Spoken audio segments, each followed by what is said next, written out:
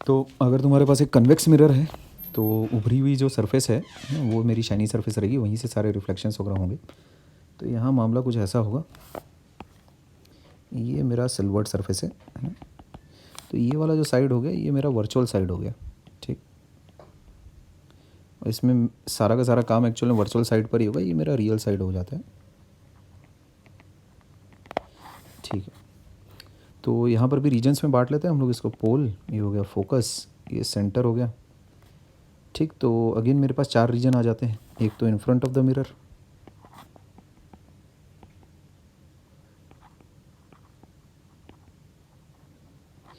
ये हो गया रीजन 1, है ना। अच्छा, इसके अलावा रीजन 2 तुम देखो ये हो जाता है पोल और फोकस के बीच का, फोकस और सेंटर के बीच का हो गया रीजन 3, और सेंटर के बियॉन्ड, है ना, अप टू इन्फिनिटी, ये हो जाता है रीजन नंबर 4, ऐसा, ठीक। तो ये बात है, ठीक है। ये बाउंड्रीज खींच दी है मैंने बढ़िया से चारों रीजन्स की। तो यहाँ मेन मुद्दे की बात ये है दैट रीजन 1 और रीजन 2 आपस में भाई भाई, ठीक है ना, ये ऐसा। अब रीजन 1 और रीजन 2 में इन्वर्जन नहीं होता है, विदाउट इन्वर्जन रहेगा वो सारा हिसाब किताब,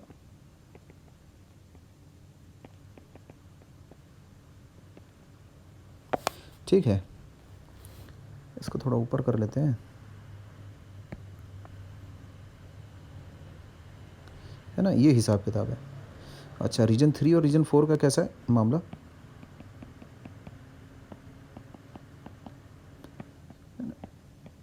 यहाँ पर इन्वर्जन होगा विथ इन्वर्जन,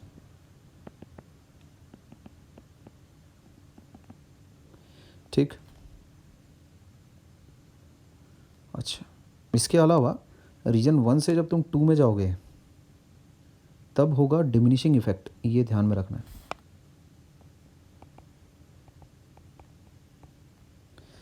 डिमिनिश होगी जो ऑब्जेक्ट होगा तो जाहिर सी बात है उल्टे होने पे एनलार्ज हो जाएगा। अच्छा, रीजन 3 यानी कि फोकस और सेंटर के बीच में अगर तुम हो तो फिर वो उधर एनलार्ज हो गया तुमको मिलेगा बियॉन्ड सेंटर, ठीक है। तो जाहिर सी बात है उसका उल्टा डिमिनिश हो जाएगा तुम्हारा, ठीक। अच्छा, तो एक एक करके देख लेते हैं रीजन 1 रीजन 2 ये सब में क्या होगा, है ना। ऑब्जेक्ट रखने पर इमेज कहाँ पर फॉर्म होगी, एंड ऑब्जेक्ट के मूवमेंट का इमेज के मूवमेंट पर क्या असर पड़ता है, ठीक। सबसे पहले फॉर रीजन 1 मामला कुछ यूँ रहेगा।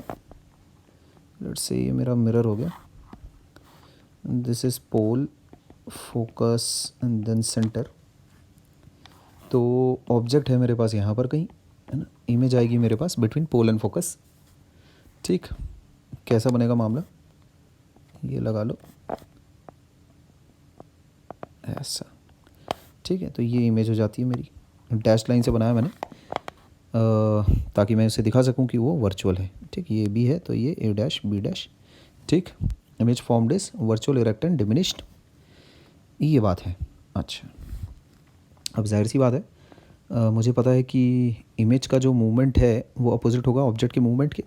तो अगर मैं let's say toward the mirror अगर आता हूँ यहाँ पर, हाँ, ये सिल्वर्ड साइड है, ठीक। तो यहाँ कैसा दिखाई देगा ये भाई, ये हो गया ए डैश, ये हो गया बी डैश, ठीक।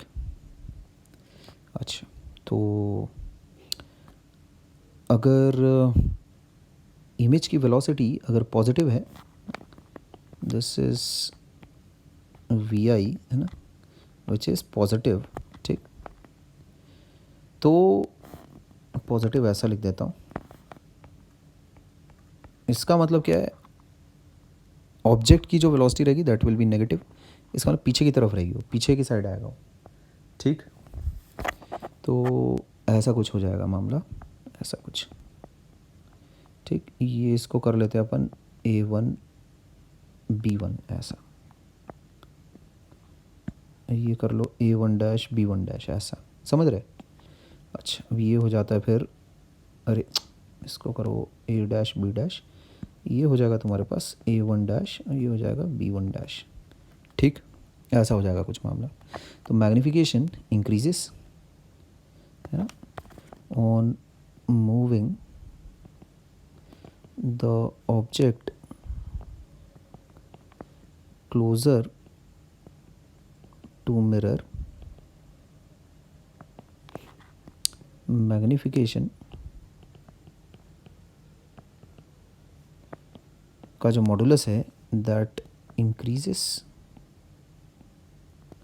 ठीक,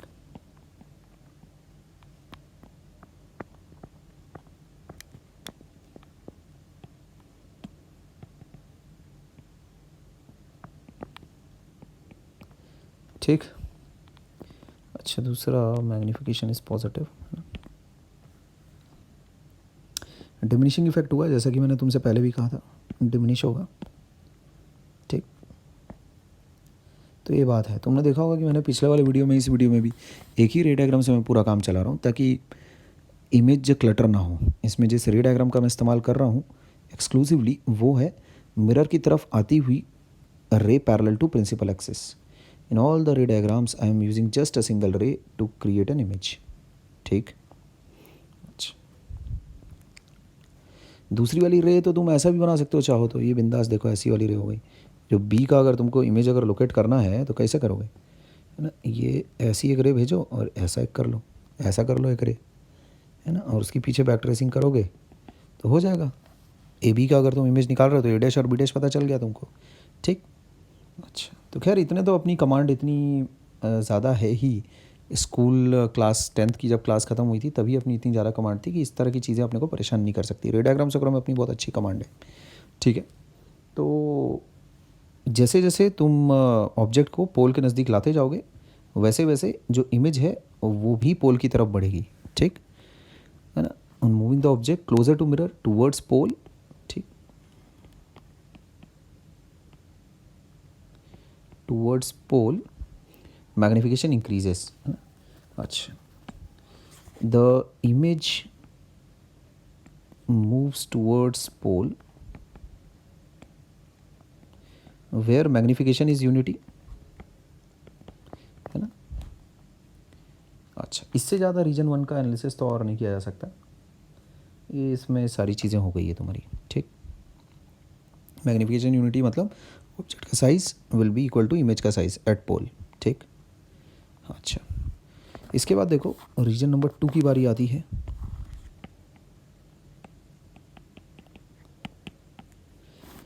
तो यहाँ का मामला बस अपोजिट है रीजन नंबर 1 के। ये तुम्हारा सिल्वर्ड साइड हो जाता है ना। तो ये हो गया पोल, तो ये फोकस, तो ये सेंटर। अच्छा, ऑब्जेक्ट अभी मेरे को यहाँ रखना है ऐसा, ठीक। अच्छा, तो एक रे तो पहले ये बना लो, ये ऐसा,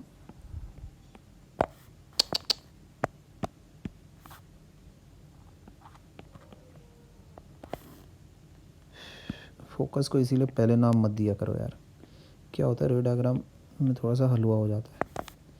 ये ऐसा कर लो, हाँ ठीक है, चलो अब ये ऐसा कर लो। अब यहाँ से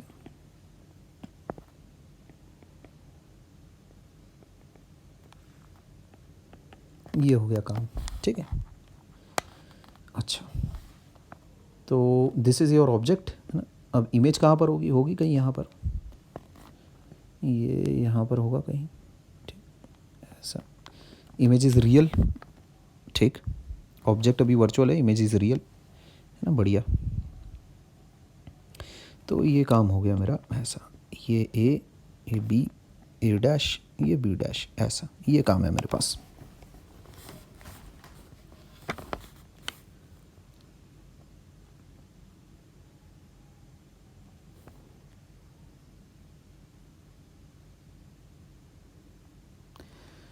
तो जैसा कि तुम देख सकते हो image is real, erect and enlarged, ठीक है। यहाँ पर वर्चुअल इरेक्ट डिमिनिश था,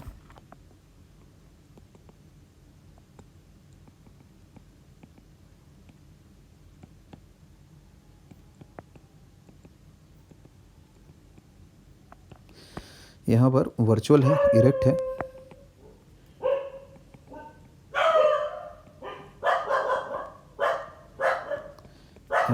एनलार्ज्ड। रीजन 1 और रीजन 2 एक दूसरे के जुड़वा भाई। अच्छा, अब अगर मान लेते हैं ऑब्जेक्ट को तुम मान लेते हैं मिरर की तरफ अगर लेकर आते हो, ठीक, ऐसा कुछ A1 इसको बोलो B1 ऐसा, तब क्या होगा? तो मिरर की तरफ अगर तुम लेकर आए हो तो जो ऑब्जेक्ट की जो वेलोसिटी है ना, या फिर मैं कहूँ जो मूवमेंट है वो नेगेटिव है। मतलब this is your object movement, तो इमेज मूवमेंट इसका अपोजिट होगा, ठीक। तो इमेज मूवमेंट कैसा होगा? Towards right. अच्छा, तो ये चीज़ हो जाएगी तुम्हारे पास ऐसा कुछ, ठीक। तो मैग्नीफिकेशन है ना एक्चुअली हैज़ डिक्रीज्ड, ठीक है, मैग्नीफिकेशन हैज़ डिक्रीज्ड। और क्या बोलें भाई, तो तुम बाकी तो सारी चीज़ें क्लियर है तुम्हारी। ये इमेज मूवमेंट हो गया ऐसा, ये हो जाता है इमेज का मूवमेंट,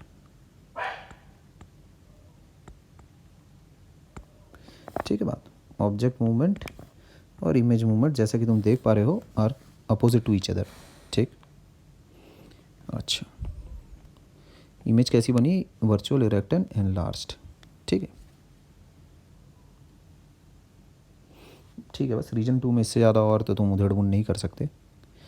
एम कैसा है? एम बोलो, एम इज़ पॉजिटिव और modulus m is less than 1। यहाँ पर देखो एम कैसा है? M is positive, modulus m is less than 1। Diminish हो रहा है ना? तो ये सारी बातें तो मेरे ख्याल में 10वीं का एक लड़का भी जानेगा फिर, ठीक। अच्छा, इसके बाद देखो रीजन नंबर 3 के लिए मामला कैसा होगा।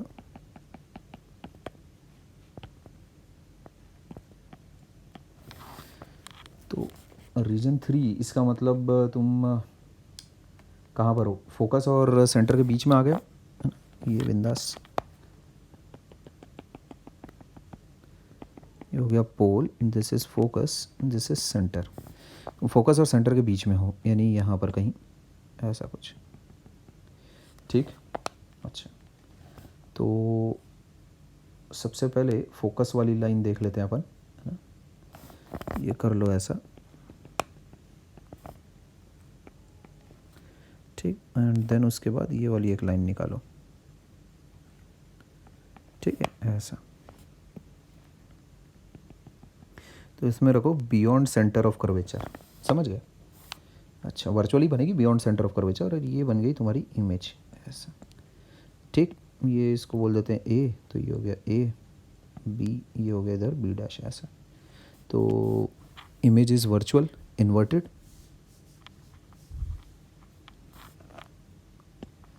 वर्चुअल inverted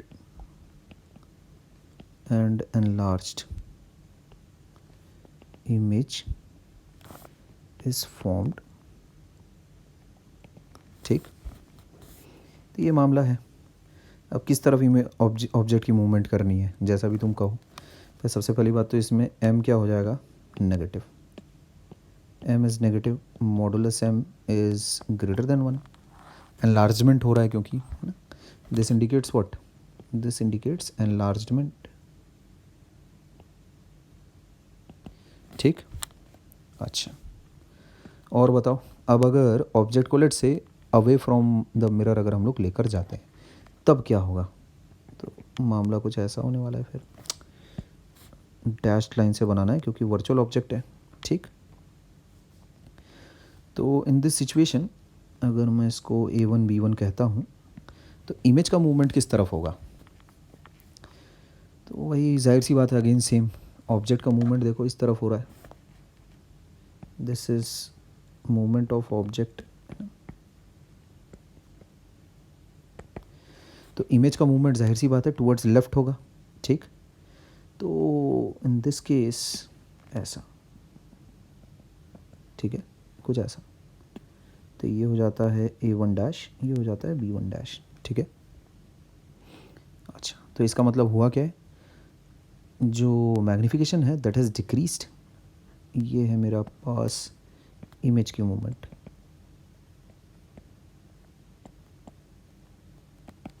ठीक। अच्छा, magnification has decreased, size of the image has decreased. अगर तुमने ऑब्जेक्ट की साइज़ को समान रखते हुए अगर टूवर्ड्स राइट अगर मूवमेंट अगर की है, ठीक है, as the object is moved towards the centre of curvature, magnification decreases. ठीक है, बस, और इसमें ज़्यादा और क्या बात करें फिर। ठीक। अच्छा, इसके बाद फॉर रीजन 4,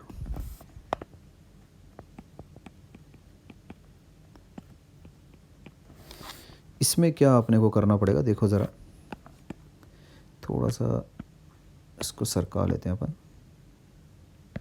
ये हो जाता है मेरे पास पोल, दिस इज़ फोकस और दिस इज़ सेंटर। तो रीजन नंबर 4 और 3 एक दूसरे का आपस में कन्वर्स हैं। ठीक। तो बियॉन्ड सेंटर जब तुम लगाओगे ऑब्जेक्ट को तो मामला कुछ ऐसा है, इसमें डिमिनिश हो जाएगा वो। ठीक। तो फोकस वाली लाइन पहले बना लेते हैं, ऐसा कुछ। ठीक है, दूसरी लाइन ये ऐसी निकाल लो, बस हो गया, और क्या चाहिए। अब यहाँ पर कहीं पर बनेगा इमेज,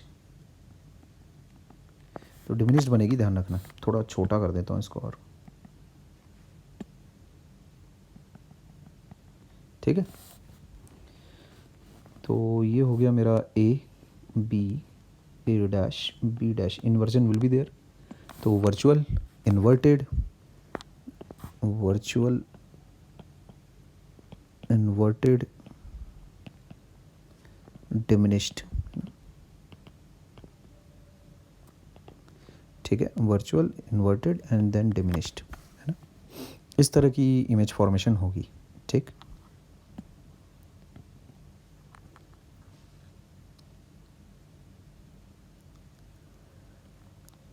अब रही बात, अच्छा, मैग्नीफिकेशन वगैरह पर कमेंट कर देते हैं। मैग्नीफिकेशन तुम्हारे पास नेगेटिव रहेगा, है ना, और मैग्नीफिकेशन का जो मैग्नीट्यूड रहेगा that will be less than 1। ठीक। दिस डिक्लेयर दिस मीन्स, है ना, डिमिनिश्ड इमेज, रिडक्शन, है ना, रिडक्शन बोलो या फिर डिमिनिशिंग इफेक्ट बोलो, जो भी तुम्हारी मर्जी। ठीक। Diminished image.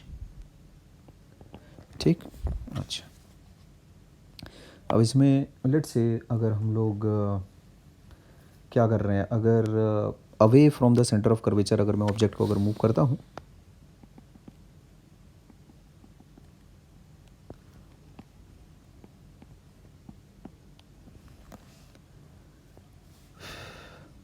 तो उसके बाद यहाँ ऑब्जेक्ट की मूवमेंट तुम्हारे पास ऐसी है, तो ज़ाहिर सी बात है इमेज की जो मूवमेंट होगी टूवर्ड्स लेफ्ट होगी। कर देते हैं भाई ऐसा कुछ। तो मैग्नीफिकेशन तो और ही मारा गया है, और ही मस्त मौला मारा गया है। तो A1 B1 डैश, ठीक, ऐसा कुछ। तो on moving the object towards, या फिर मैं कहूँ away from the centre, the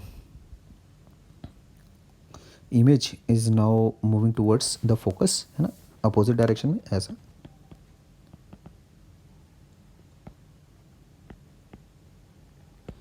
ठीक।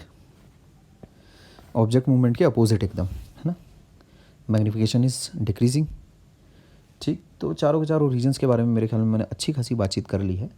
इसके बाद अपने फेवरेट टॉपिक ग्राफ पर आएंगे, फिर देन उसके बाद कटिंग ऑफ मिरर हम लोग पढ़ाई करेंगे। ठीक है, तो इस वीडियो को यहाँ पर मैं ओवर करता हूँ। तुमने देखा होगा कि मैंने एक ही रे से पूरा काम चला लिया है, ठीक है। तो दूसरी वाली रे तो तुम ऐसा अज्यूम कर सकते हो कि वो अलॉन्ग द प्रिंसिपल एक्सिस जा रही है और फिर उसी के अलॉन्ग रिफ्लेक्ट भी हो जा रही है, ठीक है ना। तो एक रे से कुछ ऐसा, मतलब मैं 2 रे चाहूँ तो बना सकता था बड़ी आसानी से हर जगह। थोड़ा डायग्राम को मैं थोड़ा सा हौच पौच से और क्लटर से बचाना चाह रहा था, और कोई बात नहीं है।